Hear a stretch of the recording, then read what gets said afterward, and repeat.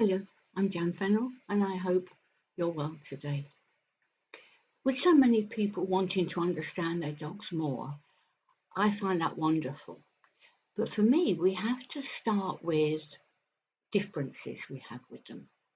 Not just that they're on all fours, I don't just mean physical, they're hunter gatherers, and we know they don't speak to each other as we communicate.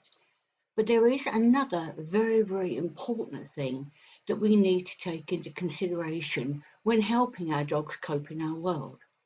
And that is that unlike us, they have no concept of future. Okay, so how do we try to understand this? Well, as humans, we really struggle because, after all, we all know that at any one given moment we could be thinking, oh, what am I going to have for tea tonight? Or will so and so be in the office tomorrow? There's many, many things that we have to think about for the future.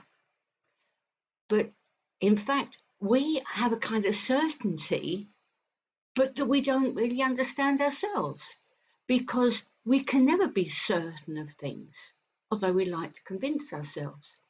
One of the things I am well known for doing is when people say, oh, see you next week, I go, all being well, because how do I know I'm going to see them next week? It is that certainty that we can kind of abuse ourselves with and confuse ourselves, which is worse. And so when we look at this a little bit further, which I'm going to do, I want you also to appreciate, as I had to, that the dog's communication with us, the dog's way of thinking, all these things are not unconnected. We're great for wanting things in dog boxes. Oh, a dog pulls on a lead, therefore, or a dog barks a lot, therefore. But everything is interconnected. So once we start to break down all our confusion or our muddles, then we find that we can really do some good. So let's look at the world, if we can, through living in the now. We're always being told to do it, but it is very, very hard for us to really come to terms with.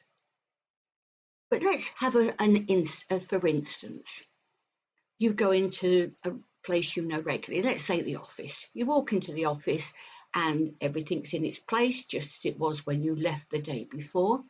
But there's a desk moved away and a stranger sitting there. Well, that's where Charlie sits. Where's Charlie gone? The question you ask yourself is, whoa, what's happened here? There's been a change that you were not aware of. When you'd gone the night before, you did not know that this was going to happen. Right, let's take that a little bit deeper. This is how life is for the dog. Because you come to the now with the experience of the past, everything you've experienced comes to that instant. So what the experience you have is that when you left, that desk was there and was Mabel's, for example. But now, stranger sitting there, you don't know who. Immediately, you have to give yourself a few moments just to think for yourself what's going on. And it's that we have to appreciate in our dogs. What's going on now? There's been a change. So our dogs, we bring them into the home. They know they're home, but if we change something, they'll give it a look. What's going on here? If we come into our homes and there's somebody strange to the dog, unfamiliar to the dog there, what's going on here?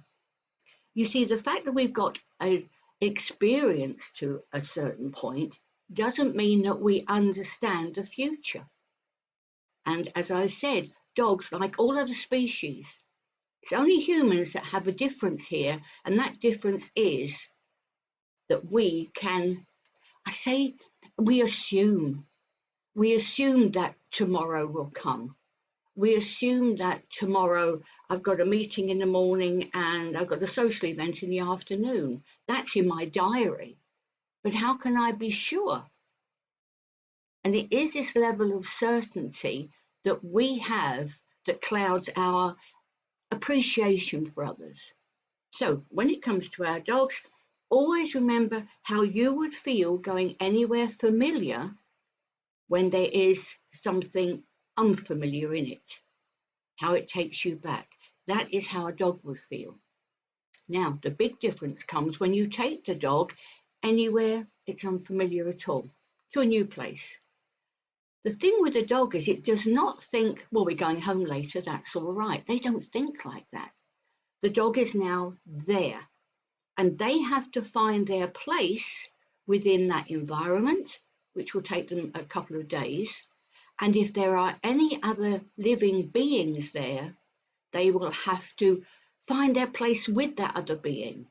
And that can take 2 weeks. So you see, what we consider a nice new place, like we take the dog on holiday, we go to a caravan, for example. To the dog, it has no concept that we're only here for a couple of weeks and we're going to have fun.